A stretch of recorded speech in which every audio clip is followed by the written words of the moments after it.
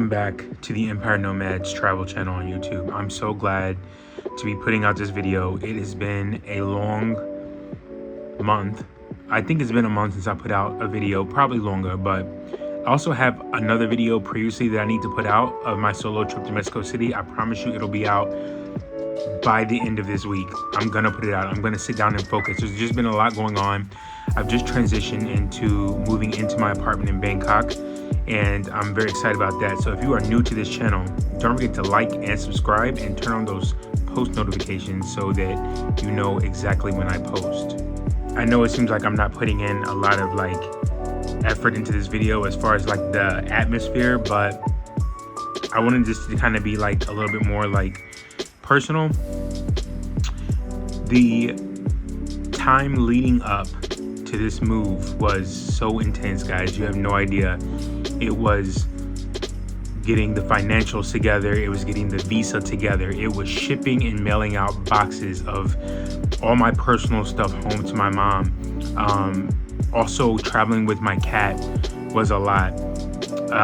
Making sure that I was gonna get my visa on time before I arrived in the Kingdom of Thailand. It was just a lot going on. So I'm glad that I got a lot of that out of the way. And then even physically landing here, I've been here for about 8 or 9 days now, I would say. And it took at least 2 for the post anxiety, post stress to kind of wear off. And that was on top of the jet lag, the multiple hours of stops and travel, which I'll get into.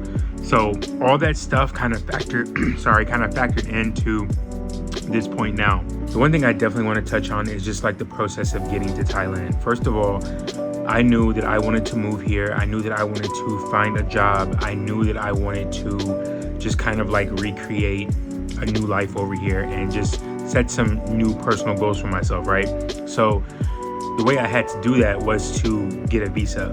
And when you are moving to a foreign country, especially Thailand, I'm only touching on Thailand because I haven't tried to move anywhere else to give you the information about this. But when you're moving to Thailand, and if you don't have a job coming in, you need to have a visa. If you don't have a visa, as a US citizen, you get 30 days free exempt visa, which you can later go to immigration and add on an extra 30 days to make it 60 days. And then after that, you can probably continue to do your border runs or whatever you do. I wanted to make sure that I was prepared enough that I didn't really have to go through all those hurdles. So I applied for a 6-month multi-entry visa. And so even on that visa, there are still rules and stipulations. You cannot work. You cannot make any type of income in the Kingdom of Thailand on this visa. I also, even though it's a 6-month visa, I still have to leave the country every 60 days so that they don't think that I'm just trying to overstay, my boundaries, With that though, I will say at the end of my 60 days, I can also still go to immigration and pay to extend an extra 30. So at the end of this 6-month visa, if I wanted to, I could turn it into 9 months. The reason why I'm not going to do that, I may turn it into a 7th-month visa because at the very end, I might add on the 30 days. But the reason why I don't really want to do the 9-month thing is because I really want to find a job within these 6 months. And if I can't find a job within these 6 months, then I just feel maybe it's just not meant to be for me. Everybody keeps reassuring me that I'm going to find a job, and I'm going to get on the job part too in just a second. But I just feel 6 months is enough time for me to venture, see what I need to see, apply to jobs, talk to the right people, network, and do what I got to do.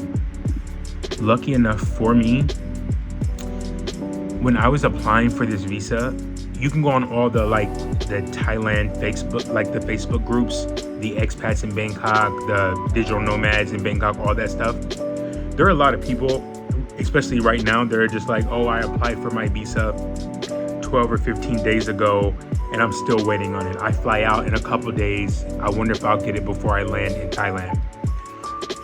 Luckily for me, I literally got approved for my 6-month visa, my multi-entry visa, in less than 8 hours. I'm not even joking you. I was approved. I literally applied for it, fell asleep, woke up, checked a couple emails, and it was right there from the Thai consulate, approved. I was so happy, like, you know, because that was the biggest stress. And it was the biggest stress because I made it like that. It was actually my fault. Like, I applied for this visa a week before I was leaving, knowing that I saw that it might take like 7 to 10 working business days. In some cases, it said like 12 to 15 working business days. So I applied a week before, thinking that, like, you know what, by the time I get to Thailand, it'll at least be in my email. I can go somewhere in the airport and print it out and hand it to the immigration officer once I get there. Thank God it was approved in such like a quick time, because I don't know what I would have done if, I mean, honestly, I do know. I would have flown to Thailand. Hopefully they would have approved the visa. I would have flown back out of Thailand to like the nearest country and then reapply or re-entered with the multi-entry visa paperwork. That's what I would have done. So when I planned this trip, I knew that it was going to be a big move. So like I said before, I had to move all of my stuff. I had to box all my stuff and ship it out. That was just a lot of preparation. That was a lot of stress. I wait to the last minute to do everything. I don't know what it is about me and like just waiting to the last minute, but please do not procrastinate if you're making such a big move. It is just not like it's not good mentally. Like I think that on top of not applying for my visa quicker and also other things that were going on were just like staggering, like my mental, like it was just a lot. I was stressed about whether or not I was going to be able to find a job or not. And that was the biggest stress. Luckily, I have like a really good support system of friends and family that were like, don't worry, you're going to find a job. And just so I can just like update you guys on that real quick, I haven't found a job because I haven't looked for one yet. I wanted to like make my transition into Bangkok very smooth. smooth. I didn't want to just rush into like finding a job, because I think in Thailand, like when you work, like you're working like 6 days a week. Like I'm talking about strong work. So I didn't really want to dedicate that time like as soon as I got here. Like I wanted to get settled in like super smoothly. And lucky enough, I knew that the flight was going to be very intense. I mean, it's like 21 hours from New York. You can fly non-stop from New York to Singapore, Singapore Airlines on the SQ for 19 hours direct, and then you can fly from there like 2 hours to Thailand. But I wanted to play mine out like very strategically, right? So because I wanted to just be able to like find some content in different places. So what I did was, after I left New York, I went home. I was at home for maybe like a week and a half, 2 weeks, I think. And then after that, I flew to Los Angeles. I hung out there for 3 days. Then I flew to Brisbane. I hung out there. Then I flew to Singapore. I hung out there for a few days. And then I finally landed in Bangkok. And I did all that business class. So that was the best part. The most stressful part, I would say, was probably flying with my cat and all my luggage.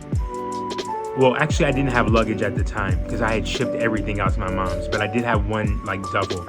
So flying with my like big heavy duffel and my cat home was probably the biggest stress ever. Now, the reason why I say that is because like I have a house cat. Like you live in New York City, like you don't take your cat outside unless you're just like one of them. Like, you know, I have walked down the street and seen people like walking their cats on leashes, taking them to the park and stuff, or they'll put them in those like backpacks with like the bubble on the back, you know, with like the breather holes, and they'll like walk down with their cats. But like, for the most part, if you got a cat, you're not really, especially in New York City, you're not really taking your cat out. Like that's just not a thing. So my cat is so like weird about being outside of his space, aka my studio in New York, that like he'll like go out into the hallway when I'm opening up my front door. He'll go out into the hallway for like a good 2 or 3 minutes. As soon as he hears like the smallest noise, somebody maybe like turning on their water in like a different apartment, or opening up a door, or somebody coming down the steps from the next floor above, he runs right back into my place and hides for like a bit. So he doesn't really like going outside of his space. And the last time I tried to take him out was to go to the vet, and he like literally clawed the hell out of my shoulder. I'm talking about clawed. I had to take like a towel and like wrap him up like a donut and take him out. Like that was when he was sick and I had to take him to the vet. That was the only time he had been out. Other than that, he just likes to sit up in the window and like, you know, like stalk the birds. To even like prep for that, I like went on Amazon and got some like melatonin chews for cats, which I think worked. You're supposed to give your cat 2. He ate 1, and then I don't know if he liked it. So I tried to give him the other one, and he was just like, nah, get this away from me. I had to, the day that I was leaving, I made sure that I had everything packed, everything ready. I woke up mad early. Maybe like, I knew I was flying out around like, I think I was flying out around 3 p.m. At 2 p.m., I literally got him to put him in a cat carrier that I ordered off Amazon, by the way. I'll link it below just in case any of you fly with pets. I flew United. They have standards for like the height, the weight, and the depth of the carrier along with your cat. Like your cat is supposed to be able to like stand up in it and turn around. It has to be like small enough where it can fit under the seat in front of you, because they allow you to fly with your pets in cabin. So I had to go through all that stuff. So an hour before I was gonna call the Uber, I literally picked him up and put him down in that carrier. He fought me, he cried, he meowed, he scratched, like it was torture. But I finally got him in there and I got it closed, all right? That was the hardest part. As soon as I did that though, I called the Uber. I didn't even wait the extra. I called the Uber to take us straight to the airport. I did not want to go through that again. Like I just didn't. That was one of the most stressful things for me anyway, because my cat's so stubborn. So then after I got all that done, taking him to my mom's, getting him situated in there, like, which now he's fine. He's doing great with my mom. He loves my mom. My mom loves him. Then it was just about me going out to buy luggage, packing, and getting ready for this big move. When I tell you, the one thing I don't think I ever want to do again is like pack bags for like a long haul trip. Like I got a 5-piece luggage set, guys, like a big suitcase, a carry-on, a duffel, and like the other 2 were just like little like toiletry bags, and one was like a little like personal bag, like a laptop bag. So that was like the 5-piece. That was cool and all, but like traveling with all that luggage was just such a pain in my ass. Like, I'm not even gonna lie to you. It was not fun. So I knew I wanted to fly business class. I had searched high and low for like the best price. I found one because I had a lot of Amex points, and I'll explain how I did that. The flight was $18,245. I only had to pay $55 plus I think I paid 87,000 miles plus $55. So that got me business class all the way to Thailand, which was great. And then I finally landed in Bangkok. And before I moved into my apartment, I booked a hotel in Bangkok for 3 days so that I could just decompress and like get off all the jet lag and just kind of just relax from all the stress I've been going through since I had been planning this move. Another reason why I had booked the hotel room is because when you apply for your like visa, like your e-visa, you have to have like an accommodation. Like they want to know proof of like where you're going to be staying. And you can just book a hotel for 1 day. Like you just need to show that you have a place to like once you fly into Thailand, you need to have proof of a place that you're going to be staying for that night or that day. That's all you need to do. I just booked 3 because I need to just like shed some dead weight and like just decompress, you know? And I didn't want to put my apartment as my accommodation, because last minute I had changed it at the last minute. So I didn't really know where I was gonna be permanently staying. So I just booked a hotel anyway, and it's Bangkok, so hotels are very affordable. I didn't need to stay in like a 5+ star hotel for those 3 days because I knew I was gonna move into an apartment. But I did book a really nice hotel, which I will link below. I think everybody should stay there. It's super dope hotel. If you follow me on Instagram, I did a reel about it, And I'm actually gonna put it in my YouTube shorts too, because it was a great hotel. It's called the Bonsai Hotel Bangkok. It was super dope. I also would recommend that if you are planning on moving here, even if you have an apartment already, depending on where you booked it and how it's laid out, I think 90%, if not most, apartments in Bangkok are already fully furnished. Okay, but I did see some apartments that had beds, but no bed sheets or things like that. So the reason why I would suggest at least just getting a hotel for those first couple of days is just so that you can get shit together. You might need to go out and buy some things, and sometimes a lot of the flights that fly into Bangkok, especially from the East Coast, a lot of them fly in late. A lot of them fly in around 8 p.m. onwards. So you might land and a lot of stores might not be open where you can go and get bed sheets and do all those things. So I just always at least just recommend getting a hotel for yourself for at least a couple of days. And I mean, it also helps you adjust with the jet lag and just get settled in properly, I feel. So now that I've been here for about 8 days, most of what I've been doing is just, so like I said, the first few days in the hotel, I got situated. I made sure that I was good on the jet lag and stuff like that. And then I moved into my apartment after that. So the apartment that I'm in is amazing. It is great. I love it.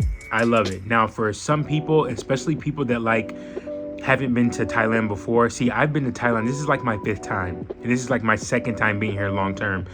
Well, short term so far. The first time I was here was right during the pandemic. So I wasn't stuck here, but I decided to stay here. And I was kind of just moving around Thailand. So that was a little different. So for me, I live in a neighborhood that is across the river from the city center.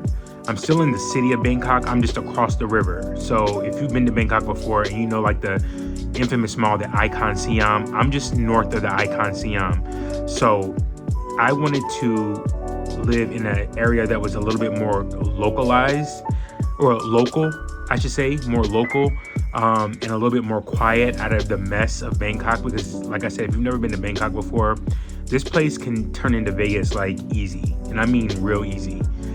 There's a lot of walking streets. There's a lot of partying going on. There's a lot of backpackers, a lot of hostels, things of that nature. And people are reckless out here, all right? In a good way, but there's just a lot of nightlife here. And where I was when I first came 5 years ago compared to where I am now, yeah, I still go out. I still like to have fun. But then I'd want to have fun every day. Now I'm trying to create a life for myself here, so I really just want to be in a place where I can find my local bar, my local restaurants where people know me.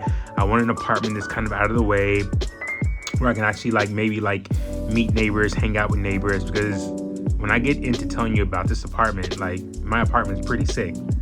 The apartment that I'm in is kind of TikTok famous, I guess I would say. Yeah, it's known for certain features, but the one thing that I love about my building is that I have a gym, which was a big selling point for me, because I like to work out daily. It has a pool. It has a very beautiful pool.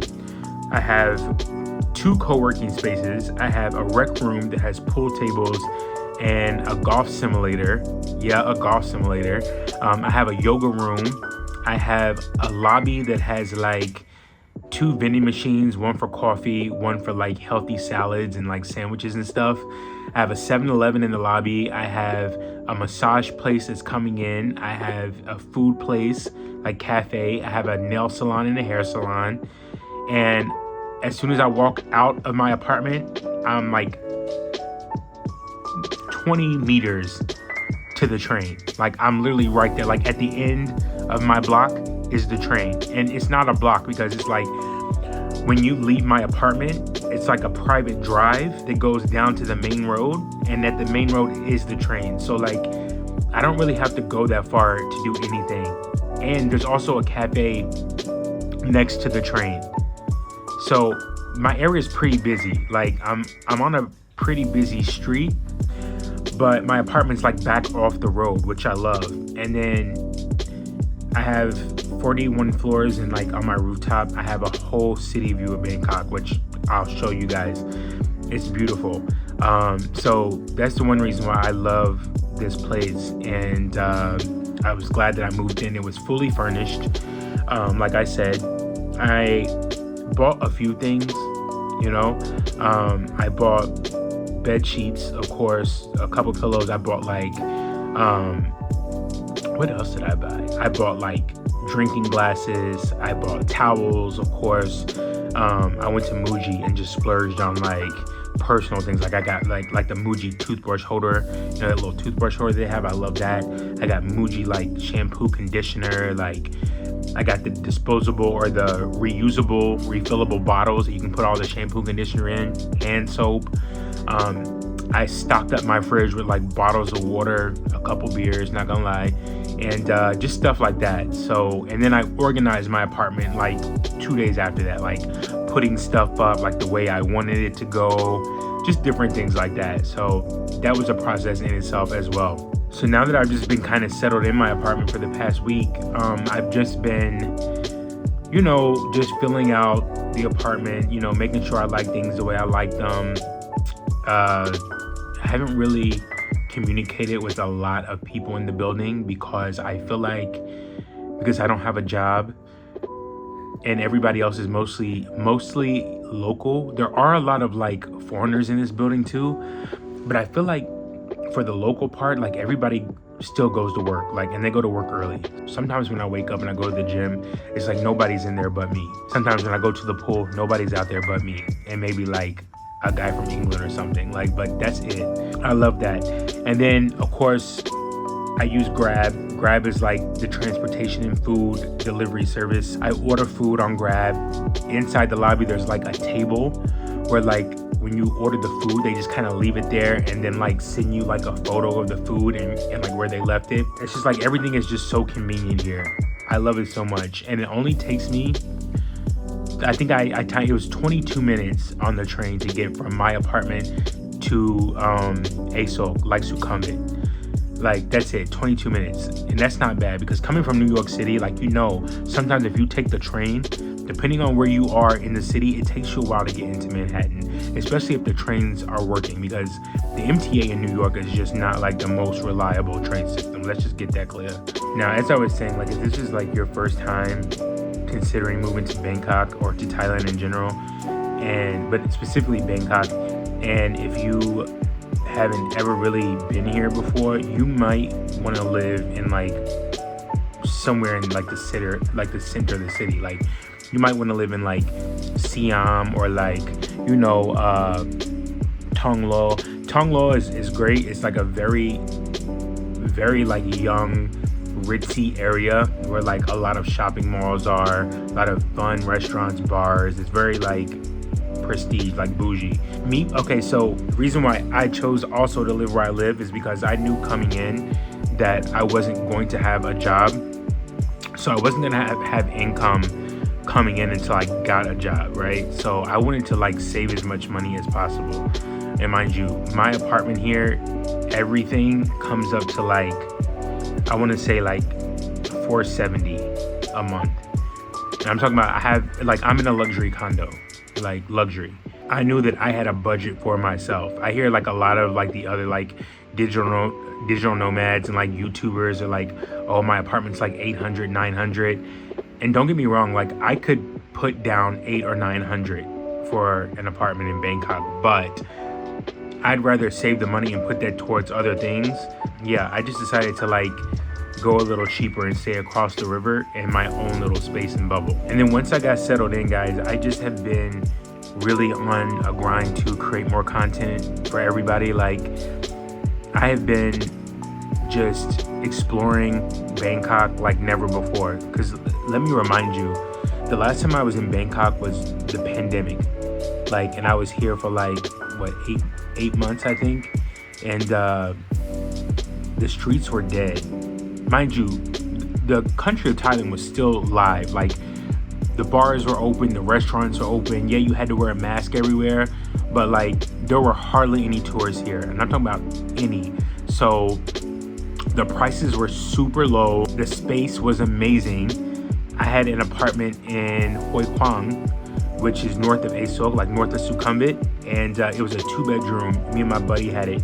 We had an amazing pool, amazing gym, and it was great. Now I'm sure that same apartment goes for like a little bit higher than what we were paying for it. So like I said, like if you want to come and move to Bangkok, and if you feel like you want to splurge on apartments like that, then yeah, definitely look into like Tongluar, like Siam, Bang Rak, like places like that you can get. Like you don't really have to take the MRT or the BTS so much. You're in walking distance to everything, you're close to everything. So yeah, that's what I would suggest if you just want to like be smack dead in the middle. And honestly, like if you just want to move here and you don't care about where you live, like you don't need the pool, you don't need the gym, you can get an apartment for like literally $200 a month if you want, or you can stay in a nice hostel and live that way too. So it just depends on like how you want to live. One more thing I just love about being back is that I do have a couple friends here. I have a buddy here that has worked here for like 4 or 5 years. I have another friend, she's a dance teacher. She's been here for about 5 or 6 years, I believe. Another buddy of mine lives up north in Chiang Mai, but he is coming back to the city, I believe, soon. And I've met like 5 or 6 different people since I've been here, from all over, from the Netherlands, from Algeria, from Germany. So I've met a lot of people. Miami, I met a girl from Miami who's super dope. Shout out to Evie. We've been hanging out and going out. So it's just been mostly me networking and communicating with these new friends of mine, going out, creating content, and exactly what I did today, which is why I look a little pooped. But yeah, like I said, follow me on Instagram, MTWills3. Follow me on TikTok at Empire Nomads, the same as my YouTube channel. I try to produce a lot of content, and from here forward, I want to just make a lot of interesting, entertaining content to get people interested in the tourism of Thailand, because I honestly feel like this is one of the best countries I've ever been to. It's definitely in my top 3, and I feel like everybody should just experience it at least once. And that's it for my first wrap of me moving to Bangkok. I hope you guys enjoyed. If you have any questions, just leave them down in the comments. I always try to answer as much as I can. In the meantime, if you like, I am a content creator, so if you would like to buy me a coffee, the link is down below, buymeacoffee.com/MTWills3. I'd appreciate it. With that, I give you shout outs, I give you personal travel tips that I use. I'm gonna make a video about how I book my hotels and flights for cheap. So that's gonna be in like some of my more exclusive travel tips. So yeah, thank you guys again. Don't forget to like and subscribe, and I'll see you next time.